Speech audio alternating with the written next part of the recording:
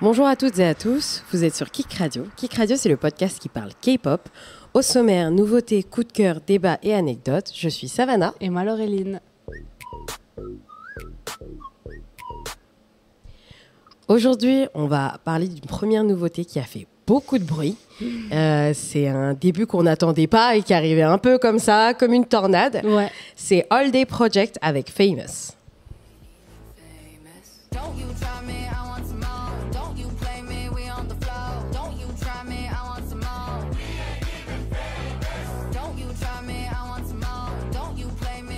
Qu'en penses-tu ? J'ai adoré. Moi aussi. Franchement, Moi aussi. je m'y attendais tellement pas. Quand ils ont annoncé le groupe, les gens étaient un peu mitigés parce qu'ils savaient pas ce que ça allait donner, tu vois. Surtout que ça faisait depuis Card qu'il n'y a pas eu de co-head groupe. Et en plus de ça, là, c'est The Black Label. Donc, c'est ça. Moi, ça m'a surprise de leur part qu'ils fassent un groupe mixte. Ouais. Ça m'a vraiment surprise. Je suis contente qu'il y ait une majorité de filles. Ouais. Et je suis très contente parce que là, donc, la chanson Famous, c'est leur pré-début. Et je suis contente que chacun ait eu l'espace pour avoir une grande partie. Je sais pas si c'est clair. Oui, je vois totalement ce que tu veux dire parce qu'ils ont chacun en fait leur solo part. C'est ça. Et moi, ce que j'ai adoré, c'est que c'est des individuels. Ils sont tous majeurs. C'est que des adultes. C'est vrai. Et ils ont tous une vie avant d'avoir fait partie de All Day Project. Et certains ont une vie... surtout Joe Woo-chan. Joe Woo-chan, il a fait Show Me the Money. À 13 ans. À 13 ans. C'était le plus jeune. C'était le plus jeune. Il allait loin quand même. Ouais. Ensuite, il a débuté tout seul chez Stone Entertainment. C'est incroyable la carrière qu'il a eue avant. Ouais, il devait être dans Trainee A, le nouveau groupe de Big Hit après TXT. Et finalement, il se retrouve, tu vois, dans The Black Label à faire un groupe co-ed et je suis trop contente. Et la DA du groupe est dingue. Ouais, j'aime trop. Le clip a été fait par la même directrice que celle de Armageddon et de If You Know You Know de XJ. Et franchement, c'est un des meilleurs clips que j'ai vu cette année. Ah, il est vraiment bien. Il est incroyable. Les transitions sont top, les plans sont top, la chorégraphie, j'aime trop. J'aime tout. Et je pense qu'ils ont bien cerné la couleur des membres parce qu'on voit, par exemple, il y a Bailey Sok dedans qui est chorégraphe. On la voit principalement danser. T'as Annie qui est hyper mise en avant avec sa voix hyper grave. Ouais, j'aime trop sa voix. Non, et franchement, je suis trop contente parce qu'ils ont réussi à mettre des individus ensemble et en faire un groupe qui est assez homogène finalement, alors que au début tout le monde était en mode mais qu'est-ce qu'ils font tous ensemble, tu vois. Et trop bien. Non, j'aime trop. Je suis un peu moins fan de leur sortie officielle Wicked qui vient de sortir hier. Ouais, c'est ça. Je suis un petit peu moins fan, mais Famous en boucle.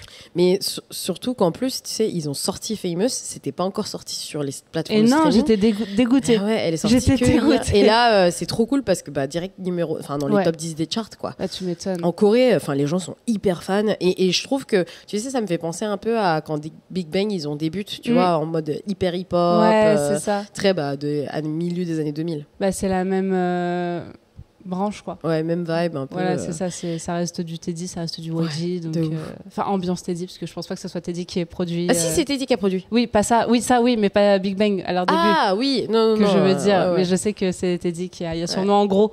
Ouais, je sais que c'est lui. Deuxième nouveauté, c'est Take Down de Twice.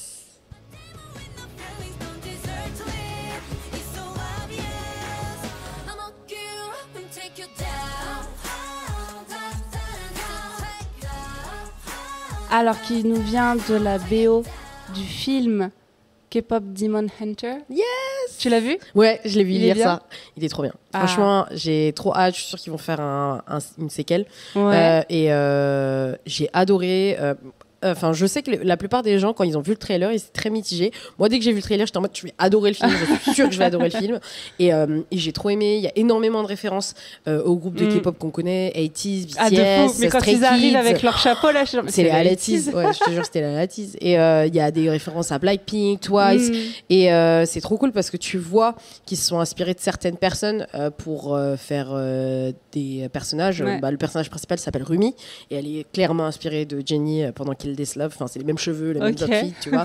T'as la Maknae, Zoe, c'est clairement Chaeyoung de Twice. Et c'est trop cool parce que tu sais, il y a un membre du boy group qui s'appelle Saja Boys, c'est San, tu vois, genre, c'est là, vraiment ça se San, voit, genre, ça se voit, il y avait même lui. pas de doute, Non, mais il y a donc, pas de doute, c'est trop ça. cool. Et bah après le plot du film est assez simple et tout, mais franchement l'animation est super belle, les chansons sont dingues, c'est que des producteurs de ouf, c'est Teddy 24, EJ, Andrew Choi, enfin que les producteurs de la YG, de la SM, et je me dis mais le budget qu'ils avaient pour ce film il doit être extraordinaire. En plus de ça, les voix sont jouées par Arden Cho et An Yosop, donc que des gros acteurs aussi. Incroyable. Non, c'est trop bien. En fait, tu l'as vu en coréen j'ai vu en VO, donc en anglais, c'était la VO. Et après, tu as des petits mots de coréen comme ça. Les chansons sont principalement anglophones, avec quelques phrases en coréen. Et mais après, c'est normal, c'est Korean American produced, tu vois. C'est pas un film coréen, c'est plus un film américain. Mais le budget de dingue. Vraiment. Je l'ai pas encore vu, mais on m'en a fait une très bonne publicité. Mais il faut que tu regardes, je pense que tu vas adorer. Oui, c'est prévu. Mais effectivement, j'attends d'être dans l'ambiance et tout, vraiment d'être posée. Mais effectivement, il paraît qu'il est vraiment, vraiment, vraiment bien. J'ai reçu un message hier d'une copine qui m'a dit vraiment, il faut que tu le regardes. Non, mais et après, on en parle. Mais effectivement, en voyant la bande-annonce, pareil, j'étais hyper hypée. Et j'étais morte de rire en voyant les 80s arriver avec leur chapeau. Non, mais c'est vraiment 80s. Les trois, elles m'ont plutôt fait penser à Aespa un petit peu dans l'ambiance. Je vois ce que tu veux dire, genre les outfits et tout. Ça fait très, le concept fait très Aespa. Voilà. Je me disais putain, on dirait trop les Aespa, mais hâte d'avoir les petites références. Et j'ai vu qu'il y avait Kevin Hu qui fait aussi une voix. Kevin de Yukis fait aussi des voix. Donc trop cool. Hâte de regarder. Est-ce que vous l'avez vu? Est-ce que vous recommandez? Oui, non. Dans tous les cas, j'irai voir. On va passer au coup de cœur. Je te laisse commencer puisque mon coup de cœur sera la pause musicale. Mon coup de cœur de cette semaine, c'est Killing It Girl de J-Hope.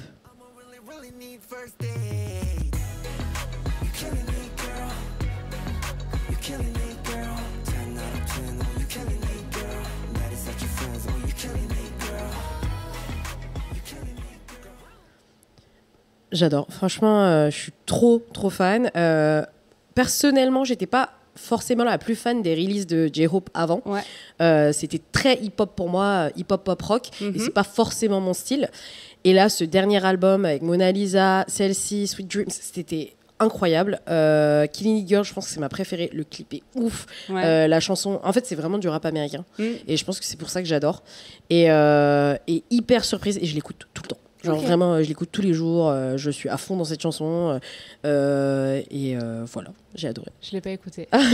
C'était découverte là. Oui, déjà quand j'ai récupéré l'extrait, c'était une découverte. Mais regarde au moins le clip, vraiment. J'irai regarder le clip. J'ai vu vraiment super juste passer sur les réseaux la partie de la chorégraphie où la meuf elle lui touche les danse trop bien la meuf. Et moi j'ai vu plein d'édits où les gens disaient I get you, J-Hope. I get you, genre elle est tellement stylée la meuf, elle danse trop bien, enfin c'est une danseuse pro quoi. Et tous les gens étaient en mode ok. Mais j'ai juste vu ça de la chanson quoi. Sinon je n'ai absolument pas écouté, j'ai pas regardé les clips ou quoi parce que pareil je suis pas une grande fan en vrai je suis pas une grande fan des carrières solo des membres de BTS. Je préfère quand ils sont tous ensemble. Donc je suis pas du tout allée voir. J'étais absolument pas curieuse. Franchement, regarde le clip juste pour la production et il est trop bien. Ils l'ont super bien fait le clip. Et j'irai regarder parce que si tu dis que c'est un peu d'inspiration américaine, je pense que les plans c'est pareil. Donc j'irai voir ça. J'irai voir. Est-ce que c'est un peu comme la même réalisation que Jungkook avec 7 Days? Ouais, un peu dans le même style, mais pas aussi dark que Jungkook, mais c'est un peu dans le même style en termes de production. C'est une production américaine. Ouais, voilà, c'est ça. Donc c'est dans la même veine. Ok. Et toi, ton coup de cœur? Mon coup de cœur, moi, c'est là. J'ai envie d'éternuer. Est-ce que je vais éternuer? Je ne pense pas. C'est la dernière de Heart to Heart. C'est Style. J'aime trop. Elle fait trop été. J'aime trop les voix des membres. J'aime tout. Moi, j'ai été hyper agréablement surprise parce que la productrice c'est Kenzie. Là les dernières releases qu'elle a fait c'était que du gros son c'est ça. Aespa ou NCT, c'est très dark et ça faisait très longtemps qu'elle avait pas refait une chanson hyper bright, là, hyper bubblegum. C'est ça, j'aime trop contente parce que je retrouve un peu le style de SNSD à leur début quoi. Et la chanson elle est trop sympa, la petite choré est trop mignonne. J'aime trop la chanson, elle fait très été, elle fait très mignonne. Donc voilà, ça va être notre pause musicale. Mais juste avant, avec quoi est-ce qu'on revient? On revient avec le sujet des chaebol dans la K-pop. À tout de suite.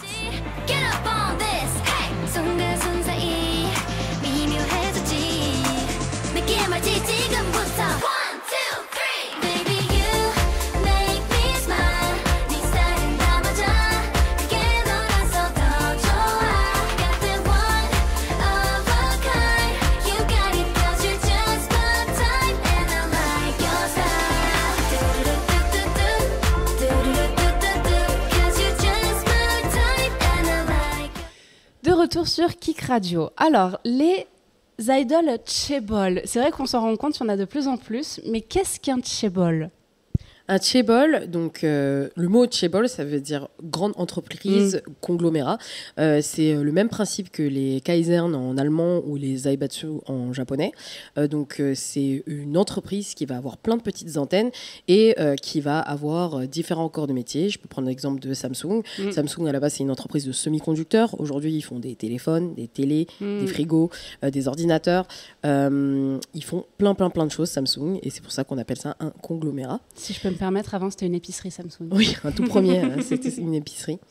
Et donc les chaebol, c'est, quand on désigne les chaebol aujourd'hui comme nom, c'est souvent des enfants ou des jeunes de famille issus de ces grandes familles. On les voit souvent dans les K-dramas où il y a la fille pauvre et le mec riche. Ouais. Toujours avec le petit col roulé noir là. Toujours. Ils viennent d'un chaebol, donc les grandes entreprises sont très riches. Par exemple, dans My Demon, Dodoi, c'est une chaebol. Sûrement. J'ai pas la ref, mais on va dire que mais oui. dans plein de dramas, en vrai, que vous pouvez regarder, qui sont assez connus, il y a des chaebols. Et nous, la question qu'on se pose, c'est comment ça se fait qu'il y a autant de chaebol dans la K-pop. C'est ça. Pour donner quelques petits exemples, par exemple de gens qui viennent de familles assez aisées. On a parlé tout à l'heure de All Day Project. Ah, alors là, très confortable. Beaucoup de gens en ont parlé. Annie est issue de la famille de Samsung. Et ça a fait un grand bruit. Et elle dit justement dans l'interview qui présente All Day Project que sa famille était contre son choix de devenir idol. En même temps, tu te dis, bon, t'es un peu l'héritière de la famille Samsung. C'est ça. Pourquoi tu vas aller chanter aller faire la clown sur Exactement. On a aussi... Et je crois que c'est sa mère qui s'est battue pour qu'elle puisse commencer. Ouais, exactement. Avec sa famille, ils nous ont dit, si tu arrives à rentrer à l'université, pas de souci, on te laissera devenir idol. Et elle s'entraînait de son côté. Moi, le tout premier que j'ai connu, c'était Siwon des Super Junior. Siwon, sa famille est hyper riche aussi. Et il voulait pas. Et en plus, je m'étais dit, c'est pour ça qu'il est très beau. Et sa famille ne voulait pas du tout. Et un jour, il avait raconté une anecdote où, pour pouvoir subvenir à ses propres besoins, financièrement parlant, il faisait le garçon de station essence. Et un jour, son père a débarqué et il s'est fait démonter. Ah ouais, d'accord. Démonter. Sa famille était complètement contre à ce qu'il soit idol, mais il a réussi à les convaincre et à devenir une superstar. Et c'est là où je me suis dit, putain, donc il y a quand même aussi des riches, des familles issues de familles riches, où en fait la famille ne veut pas qu'ils deviennent idol et qui soit célèbre. L'entreprise familiale de Siwon, c'est une entreprise pharmaceutique. Ouais, c'est ça. Donc tu vois, je pense que si ça se trouve, toute la famille était dans ce secteur-là et ils ont dû se dire, mais pourquoi il veut aller chanter, danser, faire l'acteur, alors que toute la famille est dans la pharmacie, quoi. T'as aussi une personne qui est très connue pour être riche, c'est Chenle de NCT, où en fait à chaque fois que les membres vont en Chine, on sait pas trop ce que sa famille a fait, mais à chaque fois que les membres vont en Chine, il monte ses dernières voitures, il a des voitures de luxe, il a une énorme maison. Il faut savoir que Chenle a été repéré quand il avait 11-12 ans. Et d'habitude, vous savez, les idoles, ils viennent vivre tout seuls en Corée, quoi. Ils vivent dans le dorm avec les autres. Non. Lui, ses parents, ils ont dit, on va vivre avec toi, on va acheter une baraque à Séoul, on va vivre ensemble, et tu vas faire ta petite carrière. Et donc, Chenle, quand il est arrivé Pourquoi faire simple quand on peut faire compliqué? Quand il est arrivé en Corée, il est arrivé avec toute sa famille, ils ont acheté une baraque, et ils vivaient là-bas, quoi. J'ai envie de dire, sachant qu'ils avaient leur baraque en Chine. Ouais, voilà, mais j'ai envie de dire, c'est beau, genre on reste ensemble. Oui, non, mais c'est trop cool. On te soutient dans ton choix de carrière, et on reste avec toi du début à la fin. Bien sûr. On est une famille, tout simplement. D'autres personnes qui sont assez connues pour avoir de l'argent, c'est les membres de Blackpink. Ouais, c'est ce que j'allais dire. Lisa, je savais. Pour Rosé et Jisoo, beaucoup moins. On a des petites informations comme quoi Rosé, ses parents sont avocats. Et Jisoo, son père, est PDG dans l'industrie du divertissement, ce qui n'est pas trop étonnant, sachant qu'elle a monté sa boîte, son agence avec son frère actuellement. Jennie, pareil, sa famille est quand même assez aisée. Elle vivait en Nouvelle-Zélande, mais sa famille possède un hôpital en Corée du Sud. Blackpink, en vrai, elles ont quand même beaucoup d'argent. Et celui qui est très intéressant, c'est Lauren, qui est la sœur du fondateur de... Ah non, pardon. Non. Je dis n'importe quoi. Son grand-père a dirigé plusieurs compagnies d'assurance et il fait partie de la famille Never. Never, c'est le Google coréen. Donc pareil, Loren, quand il a débute, les gens étaient un peu en mode mais pourquoi il débute? Enfin, sa famille est tellement riche. Tu vois, sa famille à Google. Et c'est dingue. C'est très riche. Et surtout que sa musique est hyper dark, hyper sombre. Tu vois, c'est un artiste rap, tu vois. Oui, bien sûr. Et c'est assez étonnant que il fasse des chansons aussi underground, aussi dark, vs sa famille à Google, quoi. Et ce qui est intéressant, donc là, on vient de parler de qui était Chaebol dans la K-pop. Il y en a encore plein d'autres. Vraiment, il y en a beaucoup, une liste qui est très longue. Et du coup, la question qu'on se pose, est-ce que les familles ont payé? Moi, je pense que non, mais je pense qu'il faut avoir de l'argent pour pouvoir subvenir à tes besoins en tant que trainee. Ah oui, c'est ça. Et c'est pour ça qu'une grande partie des idoles font partie de familles privilégiées. Je prends l'exemple de Ricky de Zero Base One ou de la plupart des idoles asiatiques qui ne viennent pas de Corée du Sud. Ouais. Il faut que ta famille puisse payer déjà pour ton billet d'avion pour aller en Corée. C'est ça. Pour ton lifestyle en Corée, c'est-à-dire même si t'es pas dans des dorms, avoir un appartement, prendre des cours de danse, de chant, pouvoir aller à l'université. Il faut que ta famille ait assez d'argent déjà pour t'envoyer en Corée du Sud, faire des castings, prendre des cours. Et ça coûte beaucoup d'argent de subvenir à tes besoins pour pouvoir prendre tout ce genre de cours. Donc ça déjà, on part de facto du fait que la plupart des artistes étrangers, donc thaïlandais, chinois, ont de l'argent. Ensuite, en plus de ça, bien sûr que tu as l'idée des connexions. Hein. Je te rappelle qu'il y a des groupes qui sont formés autour de membres où leurs parents ont juste dit ok, tu veux devenir idol, vas-y, moi je te fais un groupe. C'était le cas de Great Guys. Le PDG de l'agence, c'était le père d'un des membres. Et son fils rêvait de devenir idol et il a créé le groupe autour de son fils, tu vois. C'est qui Great Guys? Great Guys, c'est un groupe de K-pop de la 4e génération. Je connais pas du tout. Pas de souci. Mais c'est dingue, tu vois, de se dire il s'est dit ok, mon fils veut devenir idol, allez, let's go, je vais l'aider. T'as ça, et ensuite t'as toute une question de pouvoir subvenir à ses besoins, comme je disais et tout, mais tu dois aussi faire tes preuves. On a le cas de Sonny de Son Yoshide, qui est la nièce de Lee Soo-man. Et elle disait, tout le monde me connaît comme la nièce de Lee Soo-man, mais moi j'ai dû passer une audition comme toutes les autres en fait. C'est pas parce que t'es l'enfant de quelqu'un que tu vas forcément make the cut pour débuter, puisque au final, si tu n'es pas bon, le groupe ne marchera pas. Donc, je pense que tu as aussi une question de talent et de compétence. Blackpink, c'est Blackpink. Tu vois, je pense que, on peut dire qu'on veut sur elles ont de l'argent, ça les a aidées dès le départ. Ça reste Blackpink. On ne peut pas nier leur talent et leurs compétences vocales et en chant, en rap, en danse. Mais est-ce que ça veut dire que les trainees de milieux plus modestes auront plus de difficultés à débuter? Oui, mais bien sûr. Mais c'est comme en France. Tu as plus de difficultés si tu viens d'un milieu plus modeste à faire des études de médecine, à faire des études d'avocat. En gros, parce que tu vois, j'ai l'impression que dans la seconde génération, troisième génération, on avait moins d'enfants de riches, on va dire. Je suis pas d'accord. Ah ouais, je pense qu'on n'a peut-être pas les informations, mais en soi, on parlait de Super Junior tout à l'heure, on parlait de Son Yoshide, les sœurs Jung, Jessica Jung, Crystal Jung dans Son Yoshide, c'est des filles de famille riches aussi. Je pense que c'est pas, je pense qu'on avait peut-être pas les informations et c'était peut-être pas des gros conglomérats comme Samsung, Naver, mais je pense que c'était quand même des gens qui venaient de familles riches. Qui le dit tout le temps, de SHINee, il dit tout le temps que dès qu'il a commencé à recevoir ses premiers salaires, son père lui a dit d'investir. Et qu'aujourd'hui, c'est le plus riche de SHINee, pas parce qu'il a gagné le plus avec SHINee, mais parce qu'il a placé le mieux son argent. Mais qui a placé son argent? C'est ses parents. Donc ça veut dire qu'ils avaient déjà une base. Une base. Ils étaient déjà littérairement compétents par rapport à la finance et à comment investir l'argent qu'ils gagnaient, quoi. Je vois, ok. Parce que je me rappelle de Yosob des Beast, qui lui fait raconter en pleurant qu'il était en galère et qu'il a toujours été hyper pauvre et tout. Et moi, je me disais, c'est pour tout le monde comme ça, mais en fait, non. Et t'as aussi Wono de Monsta X, où justement, quand il a eu son scandale, t'as eu beaucoup de gens qui ont ressorti son passé, le fait que il venait pas d'une famille riche, tu vois. Mais en soi, c'est pas du tout une honte. Et au contraire, tout est à leur mérite d'avoir travaillé hyper dur pour en arriver où ils en sont. Yosob a une super belle carrière.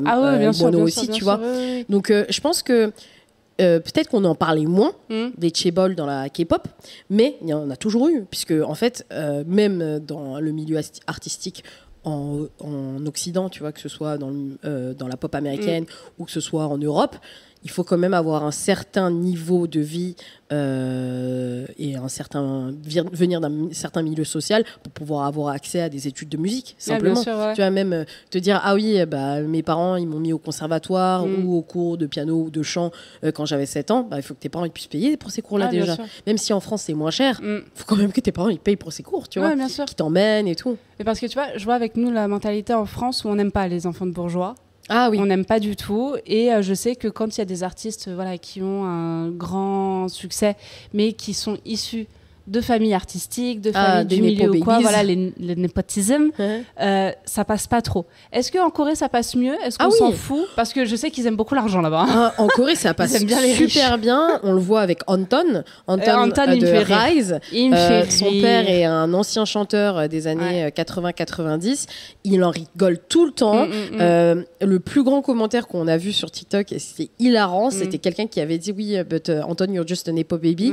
Et il a répondu avec Born This Way de Lady Gaga. Born This Way. C'est trop drôle. Et moi j'adore parce que lui il en rigole énormément et au contraire beaucoup de gens en Corée l'ont félicité, ils ont pu faire des duos.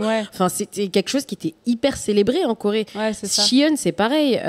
Shion de Stacy, son père aussi était un chanteur des années 80 et pareil, tout le monde les invite ensemble à la télé, ils peuvent en parler ensemble. C'est quelque chose qui est quand même assez célébré en Corée, le népotisme en vrai. Et ils s'en cachent pas et je pense qu'au contraire ça appelle à la nostalgie des gens de dire ah regarde l'enfant du chanteur que vous adorez maintenant il chante et il danse quoi. Je crois que c'est Eun Kwang des B2B où sa mère est une chanteuse d'opéra et ils avaient fait un duo ensemble, c'était dingue. Trop beau. Ils chantent ensemble trop beau. Franchement et c'était hyper touchant et émouvant. Peut-être qu'un jour on aura aussi les enfants de nos stars actuelles. Mais c'est sûr. Imagine. C'est déjà le cas dans, tu sais, My Dad is Superman. Oui, tu sais, oui. Parce que tu avais Tableau avec sa fille Haru où tu les voyais tous les deux être ensemble, passer une journée ensemble et c'était trop cool et tu pouvais t'attacher en fin de compte à Haru. Et Haru, je sais pas quelle carrière elle fera, tu vois, mais je suis quasiment sûre que si demain elle voulait devenir idol, tout le monde en parlerait. Puisque tout le monde a cet attachement déjà à Tableau, mais en plus de ça à Haru, bien sûr. Mais je pense que la vraie question qu'il y a, c'était plus est-ce que ces gens-là ont un réel talent parce que t'avais la question sur Annie quand les gens ont dit oui mais regarde c'est la fille de la famille Samsung elle est là juste pour ça et c'est tout. Ça et comme en plus on sait qu'ils sont très riches on peut très vite se dire ils ont payé pour la faire débuter et puis c'est bon comme ça la gamine elle arrête de nous saouler et vas-y let's go amuse-toi et en fait non et en fait pour Annie ce qui était hyper étonnant c'est que quand All Day Project est sorti tout le monde était en mode waouh elle a une aura de dingue elle a une voix de dingue c'est trop impressionnant elle est super talentueuse et à côté t'as l'interview qui est sortie où elle disait moi ma famille voulait pas du tout que je fasse ça. Au contraire j'ai dû me battre, j'ai dû m'entraîner en cachette. Et est-ce qu'on peut pas je sais que ça va un petit peu peut-être ressortir des trucs en toi que ça va t'énerver. I did non.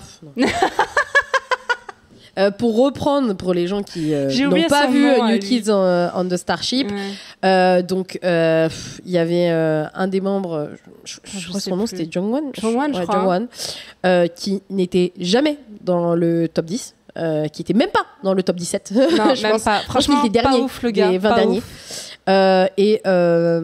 Arrive la line-up finale.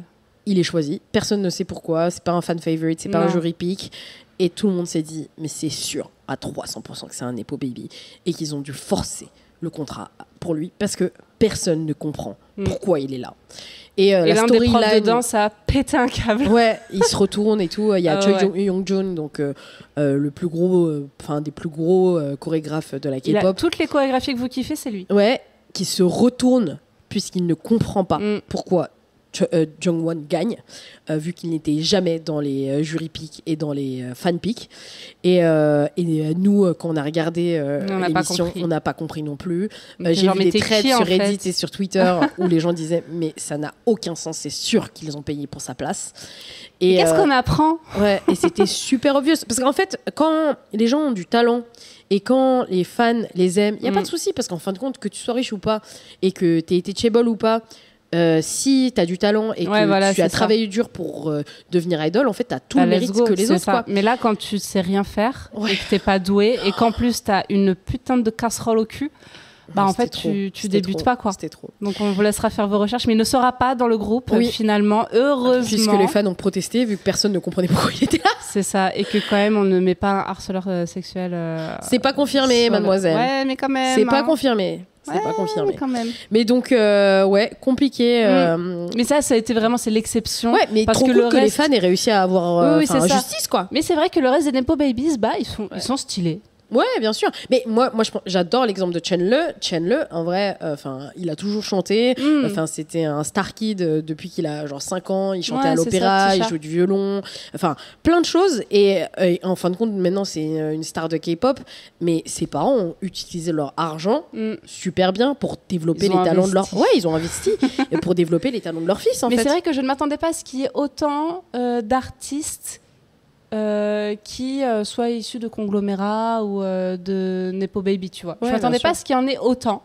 Je pensais que c'était un petit peu plus équilibré, entre guillemets, on va dire, parce que je pense qu'il y en a aussi, on sait pas. Mais c'est surprenant.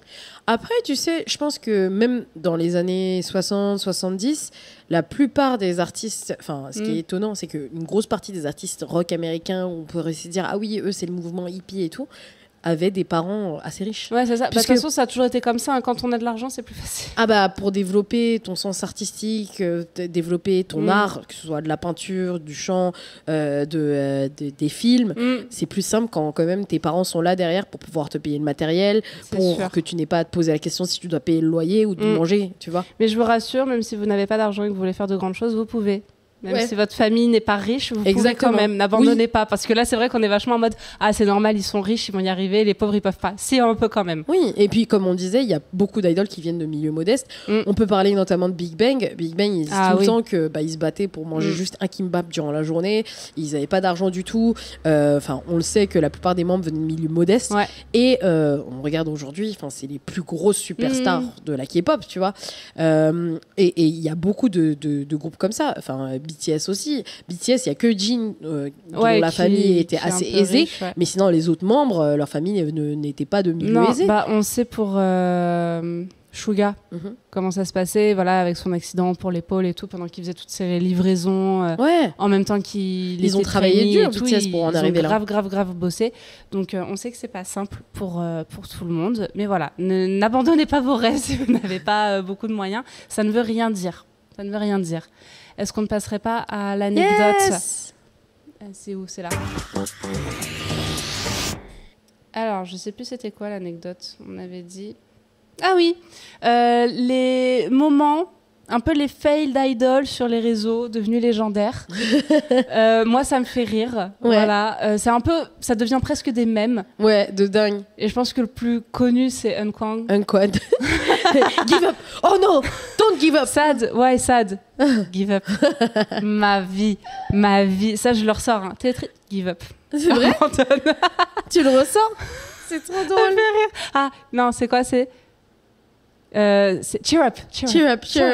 Et c'est trop drôle parce que Unquang, tout le monde lui dit English King. Ah mon Dieu, et non. J'adore parce que tout le monde lui dit s'il te plaît, n'apprends pas l'anglais. Continue à être comme tu es. Et d'ailleurs sur l'anglais, t'avais Kai qui s'était fait un peu remettre à sa place par une fan qui apprend l'anglais, donc une fan coréenne qui fait des études en anglais.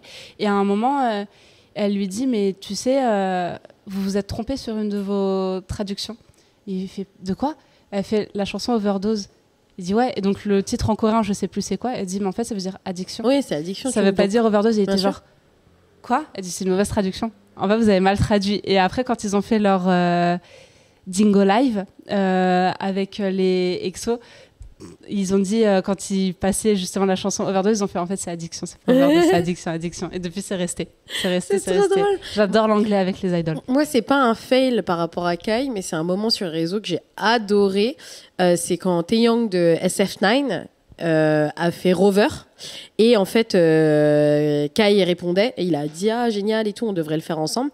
Et c'était trop drôle parce que donc t'avais Kai et t'avais Taeyong de SF9 qu'on connaît comme le plus grand EXO-L ever, qui envoyait des messages sur Bubble aux fans en disant oh regardez il m'a répondu, qu'est-ce que je fais, comment je fais pour lui demander comment je fais pour lui demander son numéro, est-ce que je passe par les DM et tout, et les fans lui répondaient alors tu dois faire ça et tout, et finalement ils ont réussi à se contacter et ensuite ils ont fait le challenge ensemble et toutes les fans étaient en mode c'est grâce à nous, c'est trop mignon et c'est trop cool parce que tu vois la puissance des réseaux parce que Taeyong de SF9 disait tout le temps que c'est le plus grand fan de Kai, tout le monde le sait, tu vois. Et c'était trop beau de pouvoir les voir réunis enfin autour d'une chanson et autour de Rover, quoi. Trop beau. Moi, j'aime trop parce que quand on les voit, les idoles en live, que ce soit en live, je sais pas, Insta, Weverse ou quoi, ou même dans des émissions, j'ai l'impression qu'on peut voir leur vraie personnalité et je trouve ça beaucoup plus attachant. Et tu peux voir leurs petits moments gênants, leurs petites failles et tout, et je trouve ça trop drôle. Les moments les plus drôles, c'est quand ils font tomber des trucs, notamment les gâteaux, et ils ont... J'adore. Et t'as vraiment, tu sais, le petit moment genre... Parce qu'en fait, ils montent le gâteau comme ça, et après ils font... Mais c'était pas un moment de blanc où c'était arrivé. Mais il y en a plein qui c'est arrivé parce qu'en fait en même temps tu me diras ils font des gâteaux d'anniversaire genre quasiment tous les mois, il y a certains groupes, je suis désolée, dans des groupes comme Seventeen où ils sont 13 ou NCT où ils sont 25, tous les forcément t'as des anniversaires tout le temps et vraiment t'as un petit regard en mode genre une grosse bourde. Ou le pire c'est quand tu sais ils spoilent les comebacks préférés, ils sont en mode genre ouais, tais-toi. Je crois qu'il y en a, ils font exprès. Moi, ce que j'adore, c'est quand ils regardent les managers comme ça. Ouais. En mode, ils font le live et après ils font... Parce qu'on sait pas, mais quand ils live, il y a genre 20 personnes derrière quoi, qui surveillent et qui sont à l'affût, genre, arrête, tais-toi. C'est trop drôle. Vraiment, et ça, j'adore quand ils cassent des choses, quand ils font tomber des trucs ou quoi. Enfin, il y avait Woo-young de 80s qui cuisinait, qui a fait tomber les piments. Aussi, genre il est en train de tout pousser, il fait tout tomber, ou quand ils ouvrent des paquets de chips et que ça tombe dans la soupe, dans les gâteaux, par terre ou quoi, j'aime trop. Comme tout le monde le sait, je suis très fan de Zero Base One. Non. Il y a un des membres qui s'appelle Eugene qui arrête pas de tomber de sa chaise. Donc il y a eu 2 moments où il est tombé de sa chaise. Un premier où il a fait un live et le deuxième où en gros il était en train d'interviewer, je crois c'était NMIX ou Kepler. Et donc ils sont ensemble, tu sais, en train de faire un live et tout dans l'émission. Et en gros il s'assoit et il tombe. Alors qu'il y a toutes les meufs devant lui. Mais pourquoi faire et toutes les membres, elles étaient en mode non mais on fait comme si de rien s'était passé. Oh Eugene, t'es arrivé en retard. Oh t'es là et tout. Et elles reprennent. Et lui, tu le vois mais complètement genre dépité parce qu'il est devant toutes ces jeunes femmes, tu vois. Et lui, il est tout seul. Faire le mec. Tombe, exactement. Et en fait, t'arrives pas. C'est trop drôle. C'est vraiment trop drôle. Une idol que j'adore sur les réseaux, c'est Rei, qui fait énormément de TikTok. Drôle. Et un TikTok que je reprends tout le temps qu'elle a fait, c'est Real or Paquet, tu sais, c'est Real or Fake. Ah oui. Tu vois ou pas? Et tout le temps je dis oh non, c'est la petite qui fait ça de base. Ah, il la rend. Et Ray l'a refait plein de fois dans plein de TikTok. Drôle. Et ça me fait hurler de rire, vraiment. Elle le fait trop bien. Faut que je vois. Oh non, Paquet, comme ça. Ah, j'aime trop. Et la petite, elle me fait des rires. Mais son frère me fait encore plus rire à côté. Ah, faut que je regarde ça. Et j'aime trop voir les compilations des funny moments ou quoi, où tu vas faire n'importe quoi. Tu vas être maladroit. C'est souvent dans des lives, V-Live. C'est ça qui est drôle. Oui, c'est ça. Tu sais, où ils se disent, bon, bah, vas-y. En fait, c'est pas trop scripté, finalement. C'est pas tu les vois vraiment comme ils sont. Et ils disent des fois n'importe quoi. Bang Chan, qui dit I have a big nose. You know what else is big? My feet. J'aime trop, j'adore ça. Quels sont vos meilleurs moments pour vous d'idoles qui vous ont fait rigoler, qui vous font du bien, où vous aimez voir leur vraie personnalité? Moi, je veux rigoler. Envoyez-moi tout ça. Et on va se quitter. Yes. Prochain épisode, c'est le dernier. C'est le dernier. J'ai envie de dire enfin. Vous pouvez nous suivre sur les réseaux sociaux @ice.americano.podcast. @K-pop is for cool kids ou nous retrouver au 12 rue d'Alexandrie à Paris au Kick Café. Et on va se quitter sur B2B parce qu'on en parle très peu. Et c'est la chanson Wow. C'est ma chanson préférée de B2B. J'aime trop moi aussi, pareil. À la semaine prochaine.